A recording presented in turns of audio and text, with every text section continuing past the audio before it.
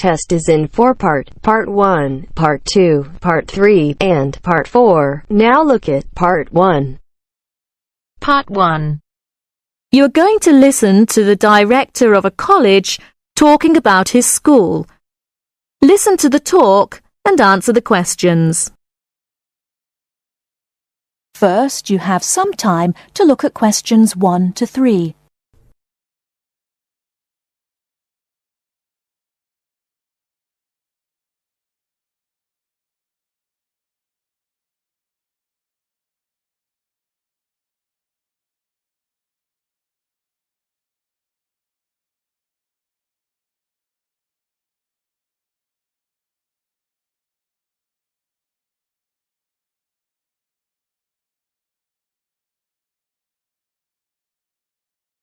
Now we shall begin.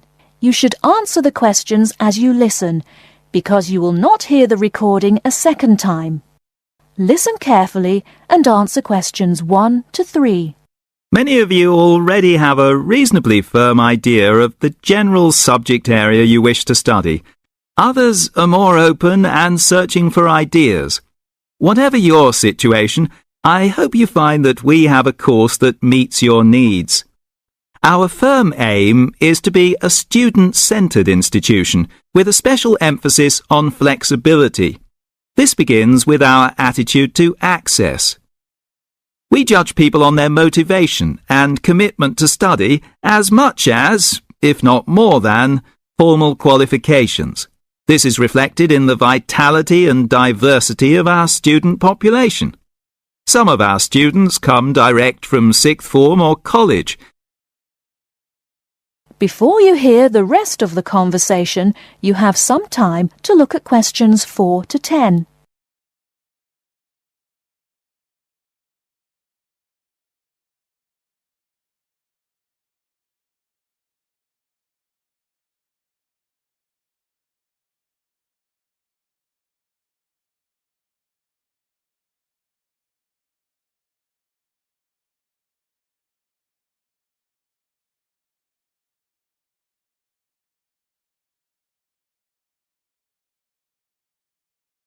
Now listen and answer questions 4 to 10.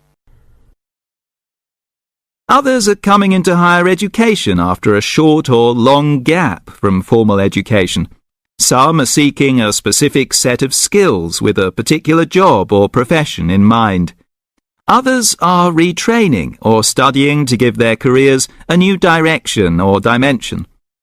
Some are learning about the very latest scientific, technological and commercial knowledge. Others are stretching their minds on sensitive environmental, social and cultural issues.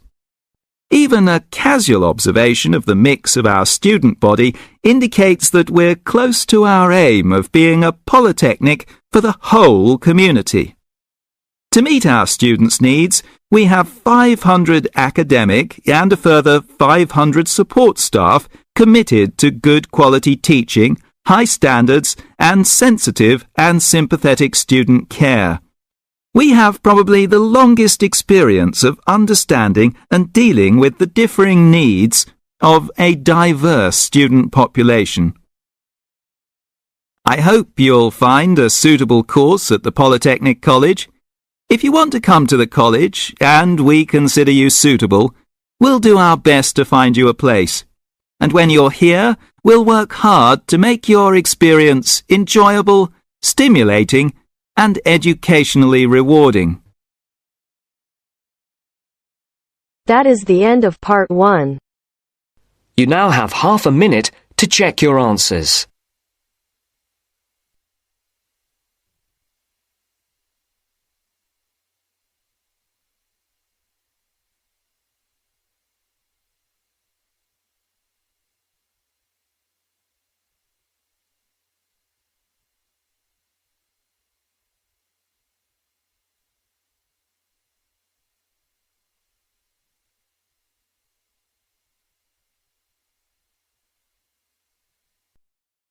Now turns to Part 2. Part 2. You will hear a tour guide giving information about a shopping district. First, You have some time to look at questions 11 to 15.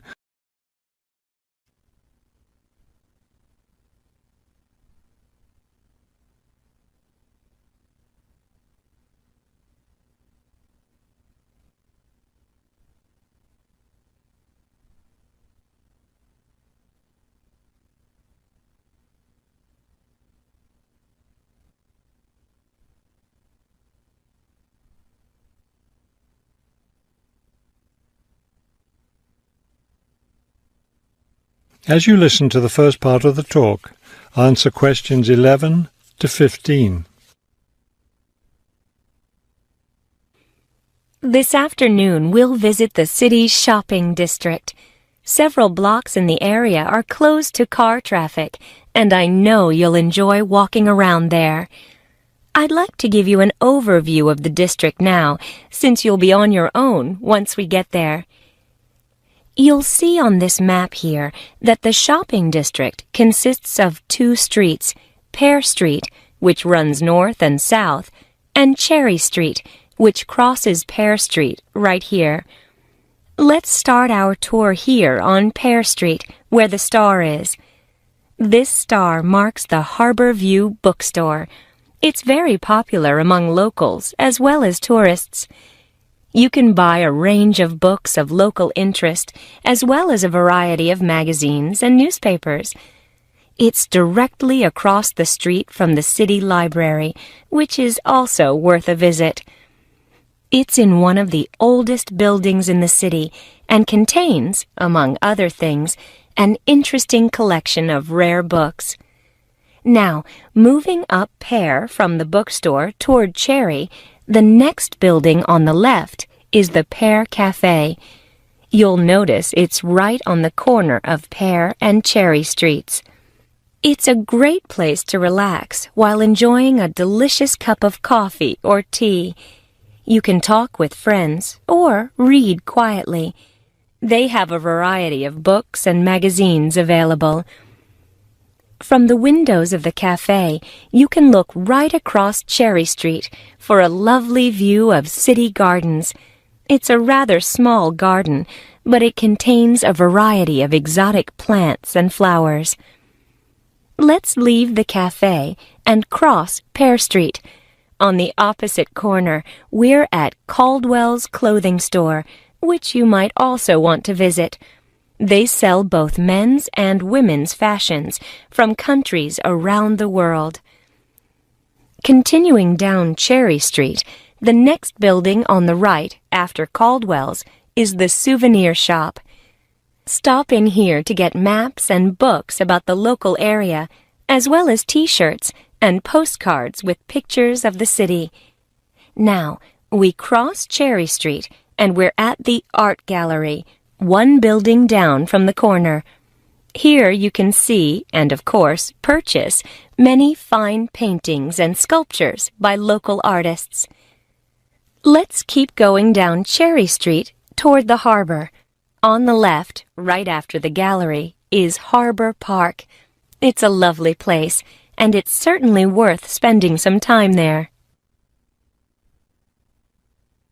Before you hear the rest of the talk, you have some time to look at questions 16 to 20.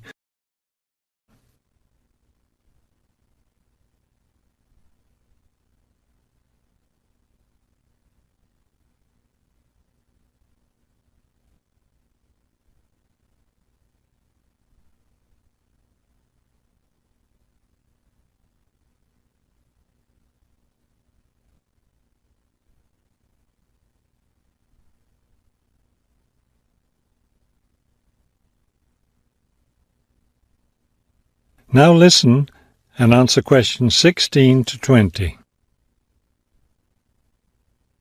Harbor Park was built on land donated to the city by Captain Jones, a lifelong resident of this city. Captain Jones designed the park himself, and it was built in 1876. Exactly in the center of the park, a statue of Captain Jones was erected, and it's still standing there today. It shows Captain Jones on the bow of his ship. After viewing the statue, You can follow the path that goes through the woods just behind. It will lead you to a lovely garden, in the middle of which is a fountain. This is a nice place to enjoy a few quiet moments. If you still feel like walking, continue on to the far end of the garden. There, you'll find a wooden staircase, which will take you down to the harbor. You might enjoy the view of the boats from there. There's also a walking path along the water, which will eventually bring you back up to Cherry Street. You can see that there's plenty to do in this part of the city. The bus leaves at 1:30. That is the end of part 2. You now have half a minute to check your answers.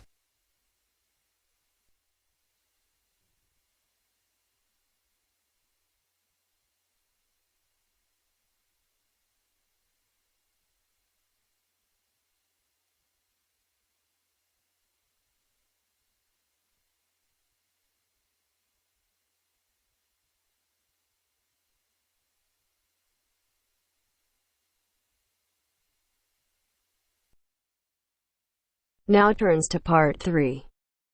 Part 3. You will hear a tutor and 2 students discussing the crop rice.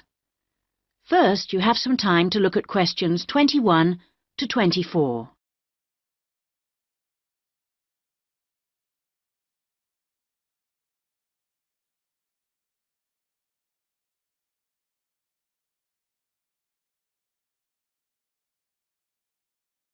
Now listen carefully and answer questions 21 to 24. Good morning, everyone.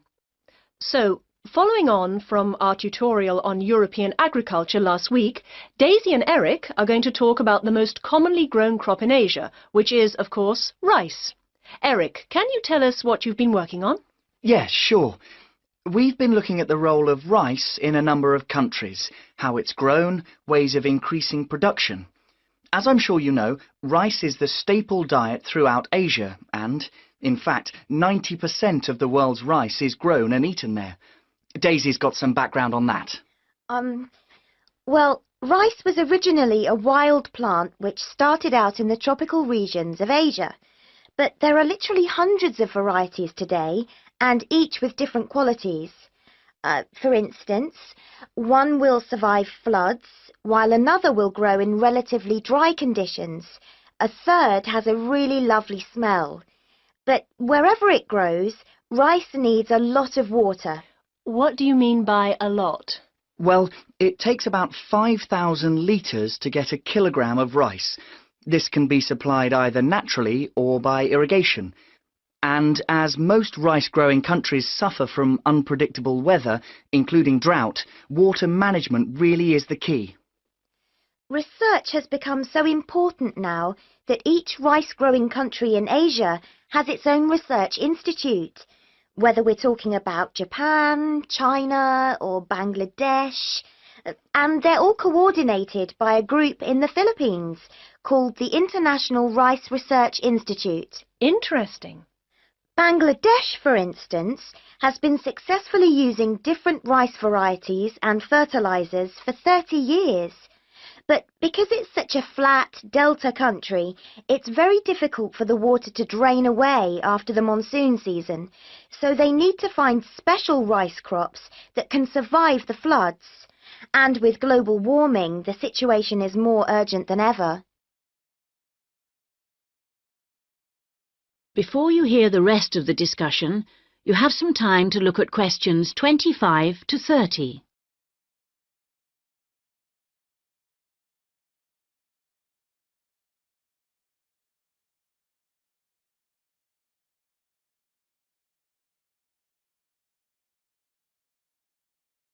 Now listen and answer questions 25 to 30.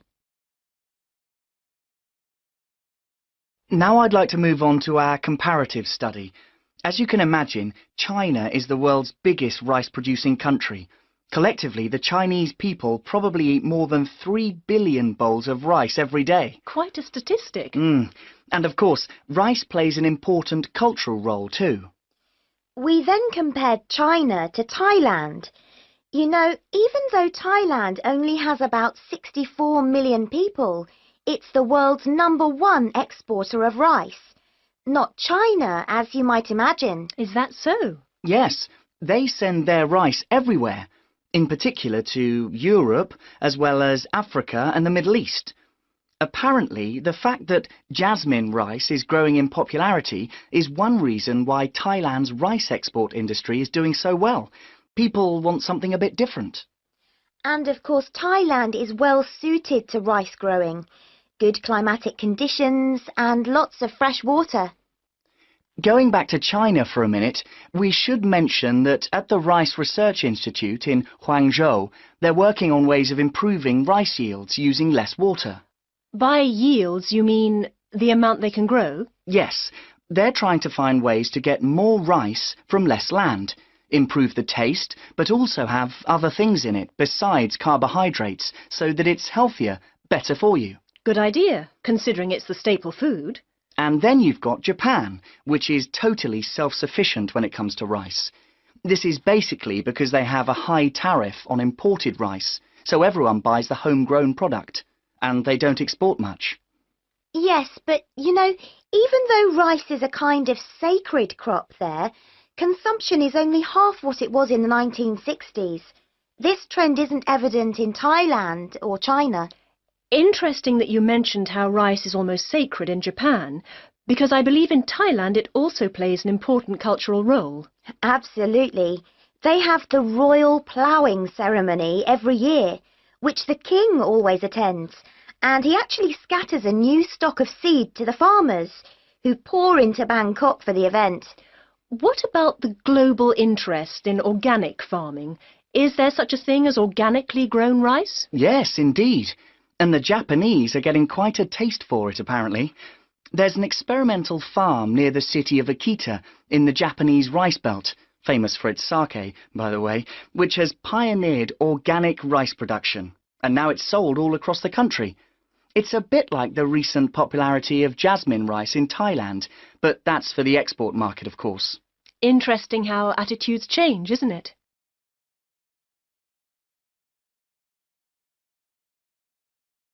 That is the end of part 3. You now have half a minute to check your answers.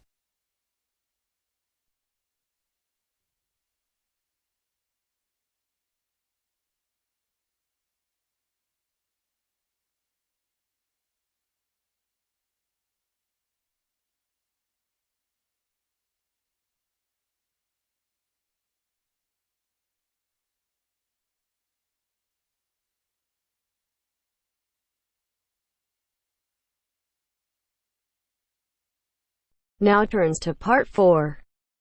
Part 4. You will hear a lecture's introduction to Insect Biology 101. First, you have some time to look at questions 31 to 40.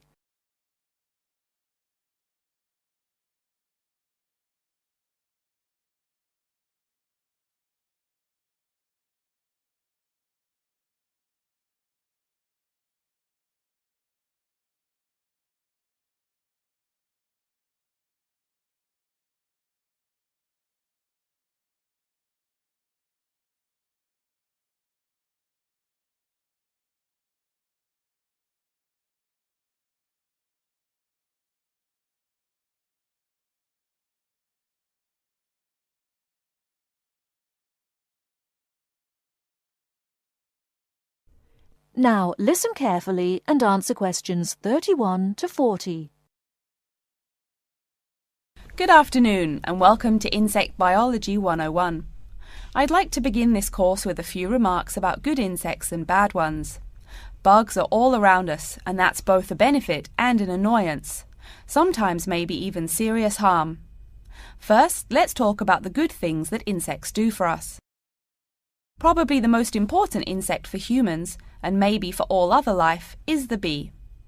Bees help plants in the process of pollination, and thus are necessary to most flowers and fruit-producing trees. That is, they carry pollen from male flowers to female. If it weren't for bees, we'd have very few food plants and no fruit either. In fact, there would be no we. No less a thinker than Albert Einstein pointed out that, without bees, humanity would be dead within a year or less. We'd starve. It's that simple. That should maybe make us just a little humble. A little less dramatic is the fact that bees also make the honey we eat. Moreover, they produce beeswax, which is useful in candles and is also used as a first-rate furniture polish. Sure, these may not be vital to our lives, but they can serve as reminders of how important bees are. That's a point I keep coming back to in this course. Though, in all fairness, I should point out that butterflies aid in pollination as well as bees. Now, here in Michigan, what's the worst part of summer? Yep, that's right, mosquitoes. But I'm talking about helpful insects, right? So let's look at the dragonfly first. If there were no dragonflies, there would be even more mosquitoes. Dragonflies mainly eat mosquitoes and also a few other insects. Yes, that's right. They don't just fly around, and they also help to eliminate harmful insects. So the next time you see a dragonfly, don't you dare kill it. Now, let's talk a little about those harmful insects. Take the mosquitoes I just mentioned as an example. Not so many years ago, mosquitoes here in America weren't just annoying, some were even deadly. They carried malaria and yellow fever. My own ancestor, the Confederate General John Bell Hood, lived through the worst battles of Civil War, only to die at age 38 from yellow fever. A pest, not a bullet. Well, besides the mosquitoes, in summer there is also a kind of insect that never seems tired. Right, that is the fly. Before I go on talking, I must mention an African fly called the tsetse fly, which feeds on blood and can cause serious diseases in the people and animals that it bites. Besides, it is still a bearer of sleeping sickness, which affects around 300,000 people every year in Africa, and can be treated only with toxic drugs that are hard to administer. Worse still, the drugs sometimes don't work. Other insects, of course, destroy food crops. In China, for instance, locusts continue to be a danger to the harvest in some areas. Less important, but still annoying, moths eat people's clothes and dust mites slowly destroy carpets. Worse, but still in the home, termites or white ants eat wood, the wood of your house. If they are not stopped, they can eventually destroy the whole building. Usually they seriously damage a building before anyone even notices them. So, as we all know, insects can be a real trouble. So, what to do? You can go ahead and start killing harmful insects. In the early decades after the Communist Revolution in China, Chairman Mao encouraged the people to swat every fly they could see. Slogans on the walls of buildings called them "little capitalists." But flies reproduce too quickly for this to be a long-term solution. For some decades in the West, to kill insects with chemicals seemed a good remedy. Unfortunately, chemicals can only be used in a limited area for a limited time. It's a small-scale solution. The insects come back. Worse still, some of the poisons used, like DDT, were found harmful to the environment. Many kinds of wildlife, like hawks, were harmed. And people in chemical-using rural areas have one of the highest rates of liver cancer in the world. It's no secret that chemicals remain harmful to humans. Like all species, insects adapt to their changing environments at an amazing rate. When a new chemical is introduced to their habitat, the insects that survive are generally the ones with some way of resisting the harmful effects. They then breed with the other survivors, and just like that, insects become resistant to most poison in a few generations. An insect generation, remember, is a couple of months at most. So again, we have to ask, what to do? Well, there are biological solutions. Some of these are pretty simple. One is destroying the insect's habitat. You take away their home or food. Cleaning your kitchen is the best way to prevent roaches. No garbage, no food. Getting rid of marshes and swamps eliminates mosquitoes. Other solutions might include bringing in dragonflies or bats in areas where mosquitoes are many. This is a cheaper alternative to chemicals. Biological methods like this also bring no extra pollution to the environment. But you have to be careful. If you change the environment too much, you might be hurting other forms of life accidentally. One recent method of controlling insect populations involves interrupting their breeding cycle. What does that mean? It means birth control for bugs. Insects are provided with food that makes them unable to reproduce. Since they can't have babies, the population disappears, or nearly so. And since no young are born, resistance is not a problem, with no young insects developing increased resistance. Interrupt the life cycle, eliminate the bug. It's clear that we must have an understanding of the life cycle of the insect. At least, that's the plan. We'll go into more detail as the course goes along. Now, I will stop here to see whether you have any questions or not. That is the end of part 4. You now have half a minute to check your answers.